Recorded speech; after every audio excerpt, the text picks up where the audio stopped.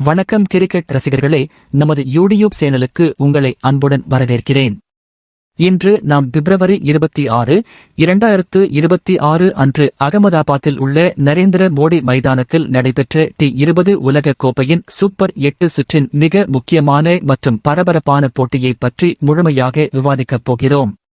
இந்த போட்டியில் வலிமை வாய்ந்த தென்னாப்பிரிக்க அணியும் அதிரடிக்கு பெயர் போன வெஸ்ட் இண்டீஸ் அணியும் மோதின.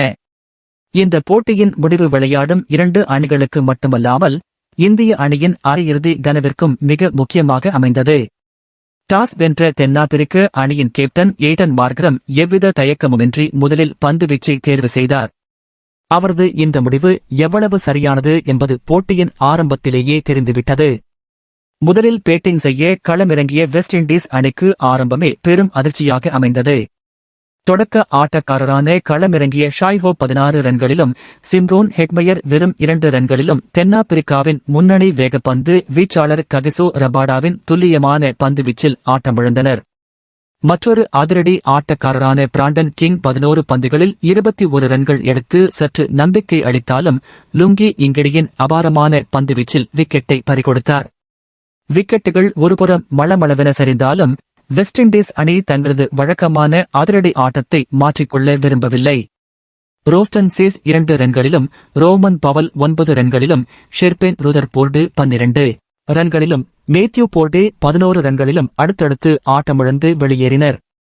அந்த நெருக்கடியான சூழ்நிலையில்தான் ஜேசன் ஹோல்டர் மற்றும் ரொமாரியோ ஷெப்பர்ட் ஆகியோர் களத்தில் ஒன்றிணைந்தனர். 8வது விக்கெட்டுக்கு இவர்கள் அமைத்த பார்ட்னர்ஷிப் ஒட்டுமொத்த T20 உலகக் கோப்பை வரலாற்றிலேயே ஒரு புதிய சாதனையாக பதிவானது. இந்த ஜோடி 8வது விக்கெட்டுக்கு 89 ரன்களைச் சேர்த்தது. ஜேசன் ஹோல்டர் 31 பந்துகளில் 4 பவுண்டரிகள் மற்றும் 3 சிக்சர்களுடன் 49 ரன்கள் குவித்து துரதிருஷ்டவசமாக ரன் அவுட் ஆனார்.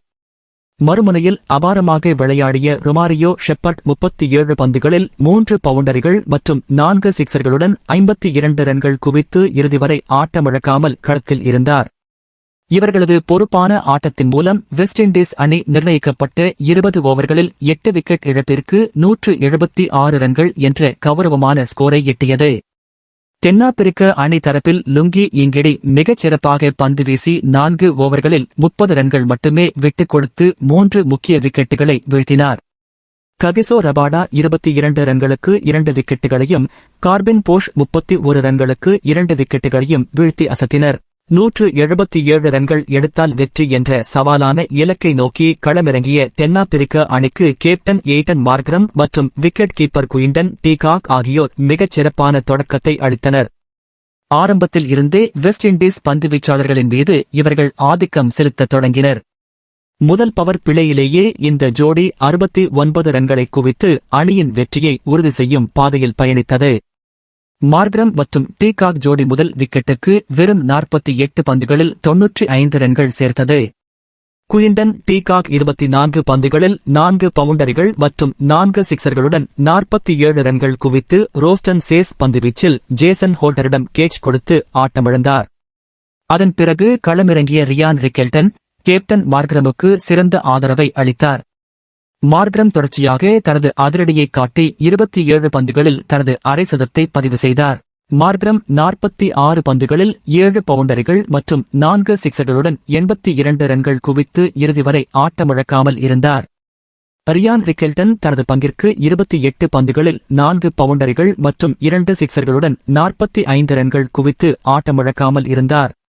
இறுதியில் தென்னாப்பிரிக்க அணி 16.1 ஓவர்களிலேயே 177 ரன்கள் குவித்து 9 விக்கெட்டுகள் வித்தியாசத்தில் மிக பிரம்மாண்டமான வெற்றியை பதிவு செய்தது. இந்த அபார வெற்றியின் மூலம் தென்னாப்பிரிக்க அணி தொடர்ச்சியாக தனது 6வது வெற்றியை பதிவு செய்து குரூப் 1 புள்ளி பட்டியலில் 4 புள்ளிகளுடன் முதலிடத்தை பிடித்து அரையிறுதி வாய்ப்பை ஏறக்குறைய உறுதி செய்துவிட்டது. அதே சமயம் வெஸ்ட் இண்டீஸ் அணி 2 புள்ளிகளுடன் 2வது இடத்தில் தொடர்கிறது. தென்னாப்பிரிக்காவின் இந்த வெற்றி இந்திய ரசிகர்களுக்கு மிகப்பெரிய மகிழ்ச்சியை அளித்துள்ளது. ஏனென்றால் வெஸ்ட் இண்டீஸ் அணியின் இந்த தோல்வியால் அவர்களின் நெட் ரன் ரேட் பெருமளவு குறைந்துள்ளது. இதன் காரணமாக இந்திய அணியின் அரையிறுதி வாய்ப்பு தொடர்ந்து நீடிக்கிறது. இந்த ஆட்டத்தில் தனி ஒருவனாக நின்று அணியை வெற்றிப்பாதைக்கு அழைத்துச் சென்ற தென்னாப்பிரிக்க கேப்டன் ஏடன் மார்க்ரம் ஆட்டநாயகன் விருதை தட்டிச் சென்றார்.